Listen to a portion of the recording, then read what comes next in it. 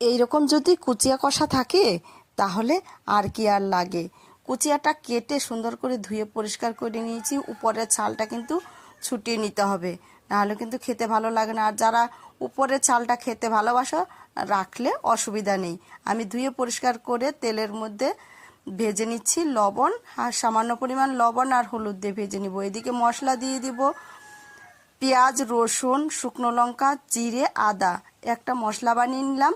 তারপরে দেখো এদিকে কুচিয়াটাও আমি ভেজে নামিয়ে নিচ্ছি। ওই তেলের মধ্যে আর একটু তেল দিয়ে দিব, জিরে ফোড়ন দিচ্ছি, শুকনো লঙ্কা আর একটা টমেটো কুচানো দিয়ে দিচ্ছি। তারপরে মশলাগুলো আমি দিয়ে দিব, স্বাদ মতো লবণ দিয়ে দিচ্ছি আর দিয়ে দিব হলুদের গুঁড়ো। মশলাটাকে যতক্ষণ না একটু একটা মিক্সিতে দেওয়া আছে একটু ভালো করে কষাতে হবে, আর পাটায় বাটলে ওটাকেও কষাতে হবে ভালো করে। তার দেখো আমার মশলা কষানো হয়ে আসলে আমি কুচিয়া ভাজাগুলো দিয়ে দিচ্ছি। এইভাবে কষানোর পর হালকা পরিমাণ জল দেব, বেশি এটাতে জল দেওয়া যাবে না, খেতে কিন্তু ভালো লাগবে না, যেহেতু আমি কষা কষা করব।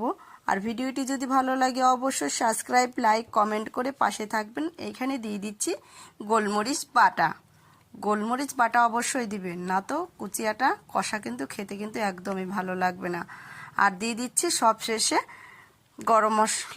গরম মশলার গুঁড়ো দিয়েই কিন্তু আমি নামিয়ে ফেললাম।